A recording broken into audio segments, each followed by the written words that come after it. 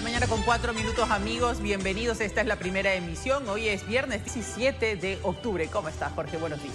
¿Qué tal, caro amigos televidentes? Muy buenos días y bienvenidos. Mucha atención, empezamos. El Instituto Geográfico Militar inició la impresión de las papeletas para el referéndum y consulta popular, por lo que ya no se podrían incluir más preguntas. La distribución del material electoral al exterior comenzará en 2 semanas. Veamos.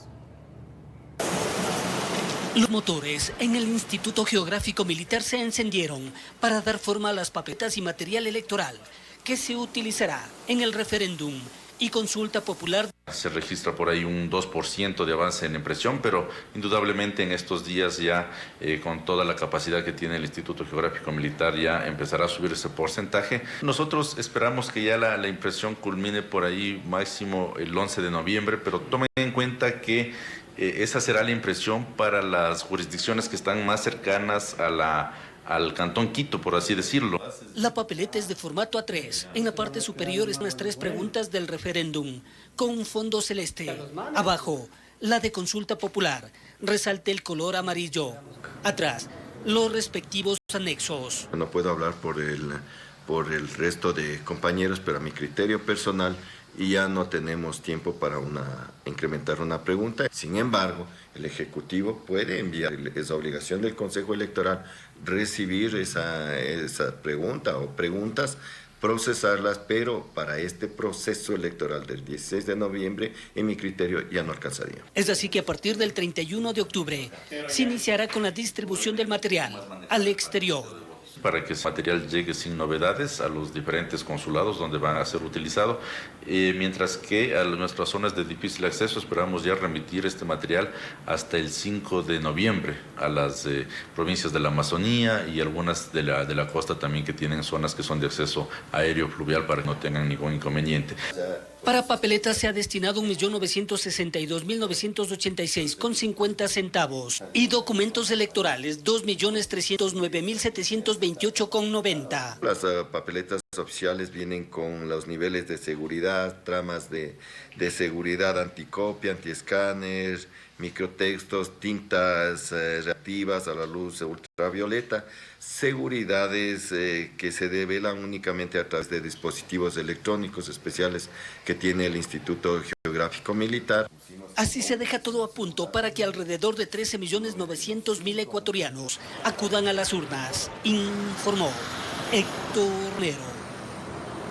La ministra del Gobierno Nacional y de los dirigentes de las comunidades indígenas sobre el fin del paro en Imbabura, en varios puntos de otras provincias, aún persisten los bloqueos. Comuneros permanecen en algunos sitios bloqueando las vías de acceso. Veamos.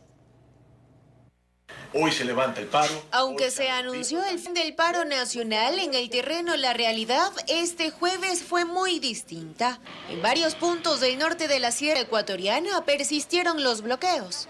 Manifestaron que había ya paso normal, el paro se había terminado, pero lastimosamente las comunidades no bloquearon nuevamente los pasos. Manifiesta que los dirigentes se han vendido. Montoneras de tierra, piedras y troncos seguían colocados sobre la calle para impedir el paso de los vehículos, dejando a cientos de personas varadas. Están gobernados por los dirigentes. Los altos dirigentes no les ordenan, no les comunican, no les informan, entonces el ciudadano sale a agredir al transeúnte. En este caso yo estoy desde anoche quedado aquí. Durante nuestro recorrido constatamos que en la vía Cayambe-El Cajas, a la altura de la comunidad Santa María de Milán, los manifestantes aseguraron que pese a los anuncios, continuarán con los cierres hasta tener respuestas más claras a sus demandas. Sí, en algunos temas no estamos de acuerdo porque a veces hacen a conveniencia, eso también no personales, no, debe ser un grupo global para todos y para no perjudicar a nadie. Entre los más afectados se encuentran los trabajadores de las florícolas del sector, quienes pese a los bloqueos continuaron buscando la forma de llegar a sus lugares de trabajo para evitar mayores pérdidas. Muchísimos hemos perdido por motivo de este paro. Nosotros teníamos que, igual girasoles, perdimos totalmente, botamos a la basura y hasta ahora Con el poco que llevamos no nos alcanza nada, pero todo se perdió. Pero no fue el único punto de conflicto. En la vía Tabacundo-Cajas, a la altura de las comunidades Ñañoloma y Loma Grande, comuneros permanecieron apostados sobre la carretera. Váyase. En medio de nuestra transmisión en vivo, algunos manifestantes intentaron tumbar la cámara y desconectar el cable, mientras otros amenazaban con agredirnos físicamente. Están un poquito agresivos, empujando incluso al camarógrafo, están con palos y en su mayoría son mujeres, ¿no? Mujeres las que se ponen así en estas actitudes un poco complicadas para nosotros, porque sí nos exponemos, pero lo que hacemos es contarles cómo se desarrolla acá. De Ñañoloma nos están retirando el cable, nos quieren sacar el micrófono. Informó Ailis Morán. El presidente de la República, Daniel Noboa, cumplió agenda en la provincia de El Oro. En Santa Rosa inauguró el sistema de transmisión y la subestación de distribución de energía La Avanzada, mientras que en Machala realizó la entrega del bono incentivo Emprende a unas 2.000 personas. Con una inversión supera los $50 millones, la obra del sistema de transmisión La Avanzada y la subestación de distribución La Avanzada etapa 2 fue inaugurada por el presidente Daniel Noboa en su visita al cantón Santa Rosa. Reafirmamos nuestro compromiso de fortalecer el sistema eléctrico nacional. Por más que supuestos expertos anunciaron que en este año, justo este mes, el país sufriría de apagones, nosotros les demostramos que una vez más que se equivocaron. Somos un gobierno que planifica y cumple sus promesas. Un gobierno que tiene la valentía y nunca se achica en tomar las decisiones correctas, porque sabemos que mañana, pasado, vamos a ver los resultados de esas decisiones correctas, que en un momento fueron muy duras. Estas infraestructuras son complementarias entre sí y marcan un hito histórico: integrar por primera vez los sistemas de transmisión y distribución, optimizando el flujo de energía en la provincia de El Oro y el sur del país. Lo que vamos a ayudar es no solamente a poder entregar más energía, sino que haya menos variaciones de voltaje. Adicionalmente, en algún momento futuro, el crecimiento de la parte comercial, de la parte industrial, de la parte minera. Poder dotar de una energía continua, de poder tener la capacidad necesaria para el sector productivo, generar fuentes de empleo, que esto llame mucho más al sector productivo para que pueda invertir, porque van a tener un insumo que es importantísimo como el tema de la electricidad. El primer mandatario se refirió también a las ayudas por parte del gobierno nacional hacia sectores estratégicos. Todo el discurso de nuestros opositores y de la gente que quería el mal se les cayó porque nosotros fuimos solidarios. Nosotros retiramos un subsidio que beneficiaba un poco a criminales y traficantes de combustible y se lo dimos a la gente. Le dimos beneficios, le dimos bonos, le dimos créditos, así también les dimos herramientas de trabajo, les dimos tractores, les dimos material genético también a los porcicultores, a los ganaderos. En Machala, el presidente lideró la firma del convenio entre el Ministerio de Desarrollo Humano y el Consorcio de Gobiernos Provinciales del Ecuador. El acuerdo tejerá una red interinstitucional en beneficio de más de 10.000 emprendedoras y emprendedores. Además, se realizó la entrega de 2.000 bonos del programa Incentivo Emprende. Informó Richard Ceballos. Y la policía busca evidencia hacia los sospechosos del atentado con carro bomba que ocurrió al norte de Guayaquil. Para eso han allanado más de 20 casas de la cooperativa San Francisco. Le tenemos los detalles en el siguiente informe. Poco después del ataque terrorista ocurrido en la avenida Joaquín Orrantia, se conoció que los carros cargados de dinamita habían salido de la cooperativa San Francisco, ubicada frente a la cárcel de Guayaquil. Y la madrugada de este jueves, los uniformados allanaron ahí algunos inmuebles en busca de quienes estén relacionados a la colocación de los coches bomba. Tragedia que al momento deja un fallecido y 26 heridos.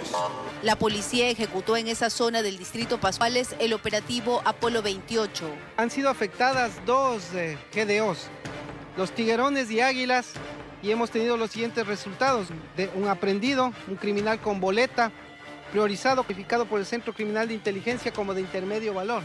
Es el señor Ronald Duberly Muñoz Ross, que es la persona de intermedio valor que ha sido aprehendida el día de hoy en la madrugada. integrante de un grupo que es Las Águilas en este momento, sí, es de Las Águilas.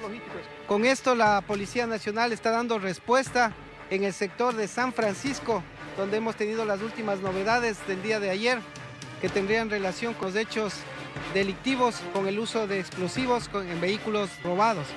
Los agentes ingresaron para retirar primero las cámaras que han sido colocadas por las bandas en las entradas a distintos barrios. Las GDOs las utilizan para justamente monitorear el movimiento de la Policía Nacional. El trabajo consistió por parte del personal de inteligencia de primeramente abordar a estas personas que son considerados coloquialmente como los campaneros que avisan la presencia del personal policial. Es por eso que, capturadas estas personas del sector de San Francisco, pudimos ingresar a los domicilios y obtener los resultados que estamos mostrando el día de hoy a la opinión pública. Tenemos 6 personas con antecedentes penales y una que estaba con boleta de detención. Tenemos también 5 personas que han sido detenidas con boleta, que no se encuentran en este lugar, sino que ya están puestas a órdenes de autoridad. Por ahora la policía no confirma si los capturados actuaron en el atentado ocurrido la noche del martes. Tampoco descartan que se haya dado alguna alianza entre agrupaciones para concretar el ataque con explosivos. Por ahora no se puede decir que están capturados quienes llevaron los vehículos a la avenida Joaquín Orrantia. No podríamos decir, tendríamos que analizar primeramente los indicios que tenemos, pero sí les puedo indicar que los vehículos que han sido recuperados, reportados como robados, suelen ser de las características con las cuales utilizan estos grupos de delincuencia organizada para colocar explosivos y hacer este tipo de eventos adversos. Tenemos en este momento 4 vehículos aquí en este lugar. En medio de la intervención se recuperó 8 armas de fuego, entre ellos un fusil calibre .556, también 47 municiones de fusil, un ladrillo de cocaína, 14 celulares, chalecos antibalas y al menos 12 motocicletas, informó Carolina Pimentel. Vamos con otras noticias. El plan Cacao de Nestlé impulsa la sostenibilidad y el desarrollo de más de 7.500 cacaoteros en Ecuador, brindándoles capacitación en prácticas agrícolas sostenibles y acceso a recursos para mejorar la calidad de sus cultivos. En el Día del Agricultor, Nestlé reconoce el papel esencial de quienes trabajan en el campo y reafirma su compromiso con su bienestar, el comercio justo y la conservación del medio ambiente. 36 minutos. En los próximos días, el Consejo Nacional de Trabajo y Salarios debe instalarse para definir el aumento al salario básico unificado. ¿De cuánto podría ser? Por ello hemos invitado a la señora ministra de Trabajo, Ivonne Núñez. Ministra, bienvenida. Muy buenos días, muchísimas gracias por esta cordial invitación. En efecto, nosotros en esta semana posesionamos a los nuevos integrantes, tanto del sector empresarial como del sector de los trabajadores, en este nuevo Consejo Nacional de Empleos y Salarios, que tendrá una vigencia de 2 años con estos nuevos integrantes. Tenemos que recibir los informes del Banco Central, del Ministerio de Economía y Finanzas y del Instituto Nacional de Estadísticas y Censo, a fin de poder establecer mediante un diálogo muy abierto, porque también participan los medios de comunicación, que conozcan el crecimiento económico, los niveles de inflación y también los niveles de empleabilidad. ¿Y cómo están esos indicadores, ministra, sobre todo por lo que ha sucedido en los últimos años? Parece mentira, pero el Ecuador va de tumbo en tumbo, de crisis en crisis. Antes eran las movilizaciones, hablo del año 2019, luego en el 2022, después tuvimos esta crisis energética. ¿Cómo están los indicadores de empleabilidad del Ecuador?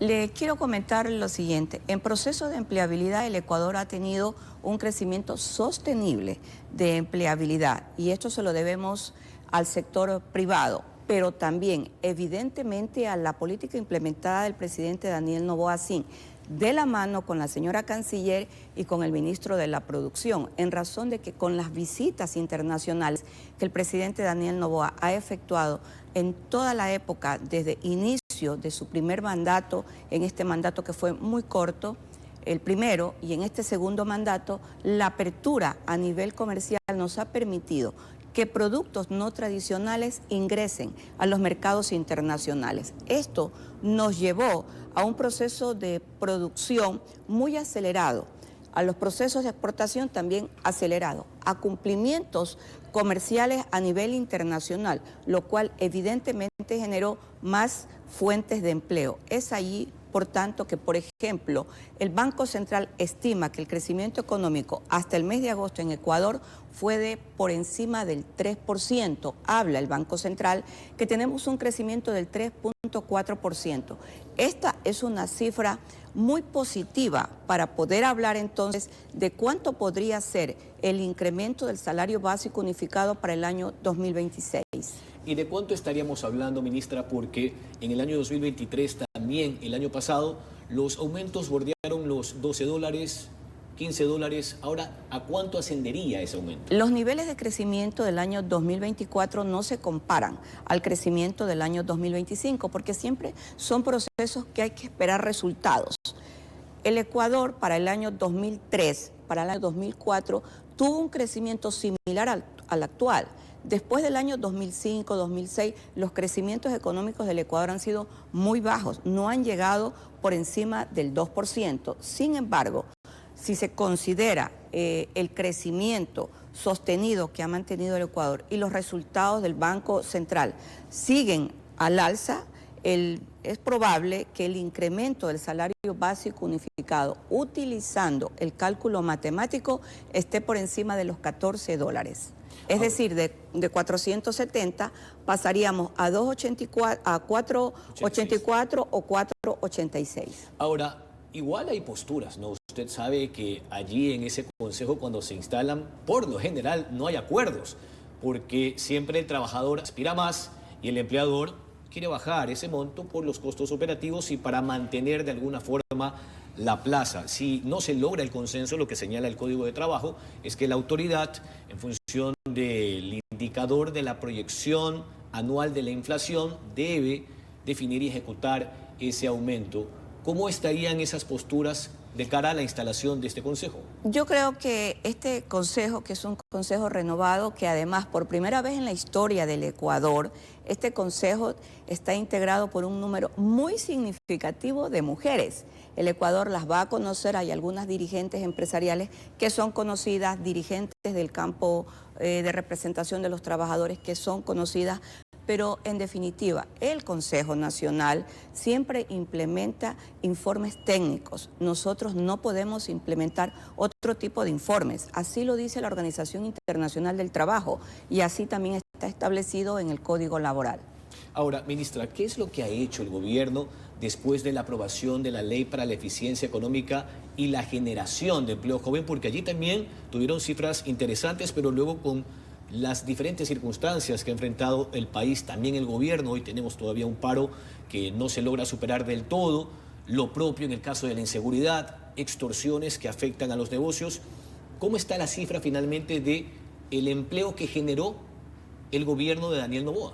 Nosotros implementamos una estrategia del presidente Daniel Noboa Sin que se denomina Ruta de la Empleabilidad, que consiste en convenios que se pactan con el sector privado. Hemos visitado en Ruta de la Empleabilidad 10 provincias, nos faltan más provincias. Hemos tenido ya convenios pactados con 52 empresas del Ecuador, solo en Ruta de la Empleabilidad. En un año, porque el proyecto inició en junio del año 2024, hemos generado 18.092 puestos de trabajo de manera directa a través de la Ruta de la Empleabilidad. Pero indudablemente el presidente Daniel Noboa, que es un estratega, implementó con la Ley de Eficiencia Económica para Empleabilidad de los jóvenes los incentivos tributarios. Es aquí donde radica fundamentalmente el crecimiento de empleabilidad, porque el sector privado obtiene beneficios y los jóvenes también han obtenido los beneficios a través de los contratos. Solo en empleabilidad de jóvenes hemos superado los 200.000 puestos de trabajo en todo el Ecuador. Y en la provincia del Guayas es donde más se ha generado empleabilidad en sectores exportadores de camarones y en la sierra en sectores exportadores, por ejemplo, de el brócoli, de las rosas y de otros productos que tradicionalmente sí han mantenido procesos de exportación, pero el incentivo tributario, la empleabilidad para jóvenes y el incremento de las exportaciones coadyuvó a todo este proceso de empleabilidad. Ahora, en la práctica, ¿cómo está el indicador del empleo adecuado? Se lo pregunto porque hace varios meses las cifras que se conocieron señalaban que de al menos 8 millones de trabajadores, apenas el 35.5% tenía un empleo adecuado, es decir, afiliación al Seguro Social, beneficios de ley y demás. ¿Esa cifra se ha logrado elevar o no? Sí, la tenemos en este momento en 37.4% y creemos que con el Plan Nacional de Desarrollo que ha sido aprobado por el Seno Legislativo, que es el Plan Nacional de Desarrollo del presidente Daniel Noboa, nosotros podemos seguir creciendo en procesos de empleabilidad para llegar a lo que usted señala, que es el empleo adecuado. Estimamos que en los 4 años de gobierno del presidente Daniel Noboa podemos llegar a empleos adecuados, nuevos en 1 millón.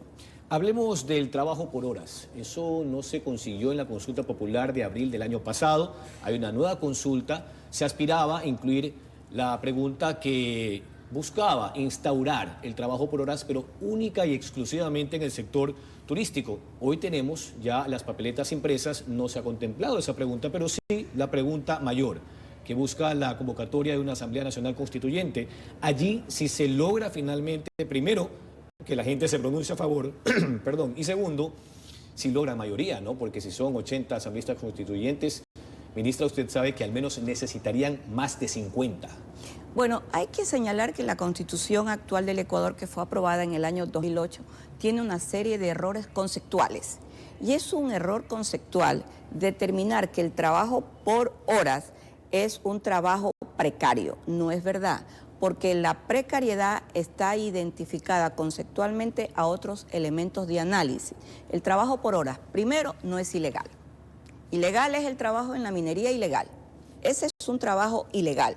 Nosotros, el trabajo por hora, internacionalmente, como lo ha establecido la Organización Internacional del Trabajo, es una modalidad contractual. Consecuentemente, si no es ilegal, si es una modalidad contractual, vamos a tener que llegar a un consenso para conocer qué significa la modalidad contractual del trabajo por horas. El Ecuador experimentó ya en el año 2020 el trabajo a través de las plataformas. Y le quiero comentar algo. Cuando nosotros planteamos, muchos juristas al interior del seno legislativo hace más de 20 años, que se deben utilizar también las plataformas para el trabajo, nos dijeron que estábamos chiflados, que estábamos nosotros definitivamente desubicados porque eso no era posible implementarlo. Sin embargo, el seno legislativo de aquella época era un seno legislativo que conocía mejor los conceptos de modalidades contractuales. Y yo le pregunto al Ecuador, teníamos el trabajo de las plataformas, el trabajo del uso del virtualismo en el Código de Trabajo cuando llegamos a la pandemia, lo teníamos. Nos habíamos anticipado a ese momento, porque esta es una modalidad contractual de hace muchas décadas. Por tanto, el trabajo por horas también es una modalidad contractual. Debemos permitirle a quienes requieren, a quienes tienen el derecho a laborar, combinando trabajo por horas, combinando sus estudios, tener la opción de esta modalidad contractual. Bueno, y también se estima que la idea es diversificar las fuentes de empleo, que un trabajador pueda laborar para algunas empresas, ¿no? Esa es la idea. Sí, lo es. Y le quiero comentar también lo siguiente para que el Ecuador conozca. Nosotros, con la señora canciller, a través de los contactos que hemos mantenido con las embajadas, hemos logrado implementar en el Ecuador la migración circular, que antes en el país no se conocía. Tenemos a 600 jóvenes entre la provincia de Imbabura y la provincia de Cotopaxi que están trabajando en España. En este momento tenemos ofertas laborales para Italia, para personas que puedan desempeñarse como enfermeras. Y estamos en los actuales momentos dándoles la preparación en el idioma, a fin de que cuando llegue ya el momento de suscribir el convenio de migración circular, puedan pasar la fase del idioma. Bien, antes de concluir, ministra, ¿cree usted que en la próxima consulta popular el gobierno va a tener el favor popular, el favor del pueblo, después de haber ganado las elecciones hace poco con más de 1 millón de votos frente a Luisa González? Por supuesto, el presidente Daniel Noboa es un guerrero valiente. Con él lucha de la mano las Fuerzas Armadas, la Policía Nacional y todo el Ecuador. El Ecuador ha entendido que se requiere un cambio transformador, que hay que reestructurar las instituciones del Estado. El Ecuador requiere empleo, requiere seguridad, requiere paz, pero también requiere dignidad. Nosotros vamos a obtener el voto favorable porque no solo es para el presidente Daniel Noboa. El triunfo va a ser una vez más del Ecuador. ¿Y estas circunstancias de la paralización en ciertas provincias no ha afectado al gobierno? ¿Ha fortalecido? De ninguna manera ha afectado porque ha quedado identificado cuáles son los puntos focales de la lucha incesante que mantiene el presidente Daniel Noboa Sin, que es contra el crimen organizado, contra el crimen transnacional, contra la minería ilegal, contra la corrupción y también contra la impunidad. Agradecemos la comparecencia de la señora ministra de Trabajo, Ivonne Núñez, quien ha hablado sobre el aumento al salario básico unificado que debe definirse hasta el próximo 20 de noviembre, cuando se instale el Consejo Nacional de Trabajo y Salario. Son las 7 de la mañana con 49 minutos. Esta fue la entrevista del día. Vamos a una pausa comercial y luego continuamos.